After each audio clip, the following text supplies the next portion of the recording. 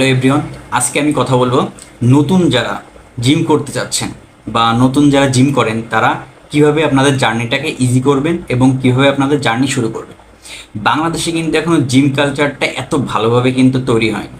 So দেখা যাচ্ছে যারা নতুন এক্সারসাইজ করা শুরু করে তাদের কাছে পারফেক্টলি একটা প্ল্যান পাওয়া যায় না, বা জিমেও যারা নতুনভাবে এক্সারসাইজ করা শুরু করে তারা দেখা যাচ্ছে পার্সোনালি কোনো ট্রেনার অ্যাফোর্ড করতে পারে না। সো নতুন যখন আমরা কোনো জিমে জয়েন করি আমাদের সর্বপ্রথম যে প্রবলেমটা দেখা দেয় সেটা হচ্ছে দেখা যাচ্ছে আমাদের ট্রেনার আমাদেরকে প্রচুর পরিমাণে এক্সারসাইজ দেয়, 10 থেকে 12টা আইটেম এক্সারসাইজ দেয় আমাদের ট্রেনার। বাট আপনি বিগিনার হিসেবে কি আপনার 10 থেকে 12টা এক্সারসাইজ করার মতো ক্যাপাবিলিটি আছে? এটা তো ভাবতে হবে।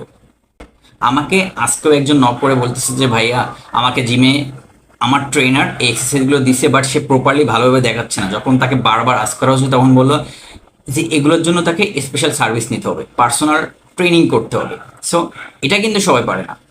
সো আপনি যখন জিমে জয়েন করতেছেন, সো ওই 2-1বার এক্সারসাইজ দেখিয়ে দেওয়ার পর কিন্তু আপনি প্রপারলি যে ওয়ার্কআউট এরপরে করতেছেন তার দিয়ে কিন্তু ট্রেনারদের আসলে কোনো খেয়ালই থাকে না। সো এরপরের জার্নিটা কিন্তু আপনাকে ইজি করতে হবে। বাসায় যারা ওয়ার্কআউট করতেছেন তাদেরও কিন্তু একটা পারফেক্ট প্ল্যান ফলো করা উচিত।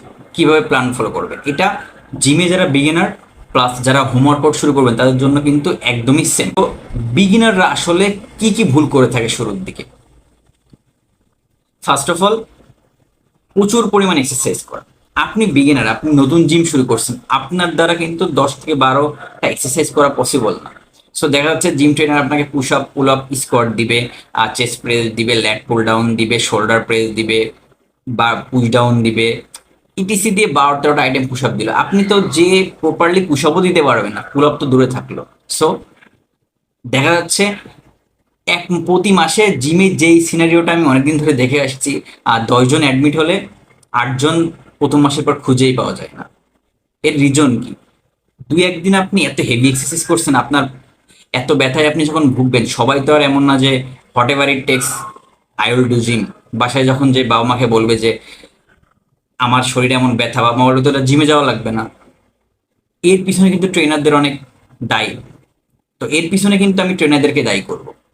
জিমে যখন আপনি যাবেন, ফার্স্ট 1 মাস, মিনিমাম ফার্স্ট 1 মাস আপনাকে প্রপারলি আপনার বডিকে জিমের জন্য প্রিপেয়ার করতে হবে, ওয়েট লিফটিং এর জন্য প্রিপেয়ার করতে হবে। আপনি বাসায় হোম ওয়ার্কআউট করেন, আপনাকে আগে আপনার বডিকে প্রিপেয়ার করতে হবে। আপনি যদি কখন ধরেন আপনি যখন কোনো এক্সামে বসেন, আপনি কি না পড়ে কি এক্সামে বসেন? না, কখনোই বসেন না। আপনি তার আগের রাতে পড়েন বা তার আগের রাতেও পড়েন, আপনি দেখা যাচ্ছে একটা পারফেক্ট প্রিপারেশন নিয়ে আপনি দেন এক্সাম দিতে বসেন। Same goes for gym. আপনাকে আপনার বডিকে আগে প্রিপেয়ার করতে হবে জিমের জন্য। আপনি যখন অনেক দিন ধরে জিম করেন না বা আপনি কোনো ফিজিক্যাল অ্যাক্টিভিটিস করেন না, আপনার প্রতিটা জয়েন্ট কিন্তু তখন উইক থাকে। আপনার মাসেল জানেও না, আপনার মাসেল তো কখনো তেমন প্রেশার ফিলই করে নাই। সো আপনার এই জয়েন্টগুলোকে আপনার মাসেলকে জানাতে হবে যে হ্যাঁ আমি জিম করতেছি। আপনাকে ওয়ার্ম আপ করতে হবে। বিগিনারদের জন্য আমি যে টিপস 2টি দিব সেটা হচ্ছে একটা ওয়ার্কআউটের জন্য, একটা হচ্ছে ডায়েটের জন্য। So first of all workout. So beginner আসলে কি কি ওয়ার্কআউট করবে? জিমে যখন যাবেন, জিমে যে স্পেশালি প্রথমে আপনি ওয়ার্ম আপ করবেন। ওয়ার্ম আপে বিভিন্ন স্ট্রেচিং করতে পারেন, দেন আপনি 5 থেকে 10 মিনিট সাইক্লিং করবেন। প্রপার ওয়ার্ম আপ করলেন, এরপরে আপনি পুশ আপ দেওয়ার ট্রাই করবেন।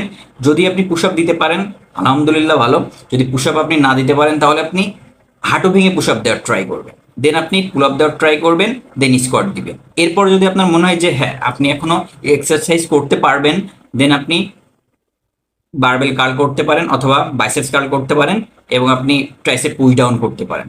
বাট দেখা যাচ্ছে আপনি যখন বিগিনার, আপনি কিন্তু একটু পুল আপও দিতে পারবেন না প্রপারলি। পুল আপ এত ইজি না, আপনি পুশ আপও দেখবেন প্রপারলি দিতে পারছেন না। এই জন্য কেন পারতেছেন না? আপনার মাসেল তো প্রিপেয়ার না। আপনার মাসেলকে তো আগে আপনাকে প্রিপেয়ার করতে হবে, দেন আপনি মাঠে নামেন। আপনার জন্য রেজাল্ট, আপনার জন্য কাঙ্ক্ষিত রেজাল্টটা পাওয়া কিন্তু অনেক ইজি হয়ে যাবে, যেই ভুলটা আমরা সবাই করে থাকি। এবং আপনি জিম করতেছেন, জিম করলে কি হয়? আপনার মাসেল ব্রেক হয়, মাসেল রিকভারি হয় কিসের মাধ্যমে? প্রোটিনের মাধ্যমে। সো আপনাকে প্রোটিন জাতীয় খাবার কিন্তু খেতে হবে। আপনি জিমে জয়েন করার আগে যেমন খাবার খেতেন, নর্মাল ডায়েট ফলো করতেন, সেই খাবার দিয়ে কিন্তু কখনো পসিবল না।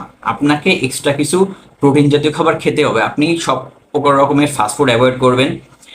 আপনি দেখা যাচ্ছে কার্বস, ভালো ভালো কার্বসগুলো দেখে দেখে খাবেন। আপনি ফ্রুটস খাবেন, আপনি নাটস খাবেন। একটা প্রপার একটা মিল প্ল্যান আপনি ফলো করবেন, তাহলে কিন্তু আপনার রেজাল্টটা, কাঙ্ক্ষিত রেজাল্টে পৌঁছানোটা কিন্তু অনেক ফাস্টার হয়ে যাবে। অ্যান্ড সব থেকে মেইনলি, জিম কিন্তু 2-3 মাসের ব্যাপার না। Not a magic. যারা বডি বিল্ডিং কম্পিটিশন করছে, ভালো একটা ফিজিক গঠন করছে, তারা কিন্তু অবভিয়াসলি 4 থেকে 5 বছরের বেশি সবাই জিম করে, কত পরিমাণ টাকা তার খরচ। সো আপনি যদি ভাবেন 2-3 মাস জিম করে আপনি ভালো একটা ফিজিক গঠন করে ফেলবেন, আপনি কিন্তু আসলে ভুল ভাবতেছেন। সো ধৈর্য, প্যাশেন্স খুবই গুরুত্বপূর্ণ। ধৈর্যই কি সফলতার কিন্তু আসল মূল। প্যাশেন্স ইজ দ্য কি টু সাকসেস। সো ধৈর্য ধারণ করতে হবে, সবুরে মেয়া ফলে আশা করি একদিন ভালো একটা ফিজিক গঠন করতে পারবেন।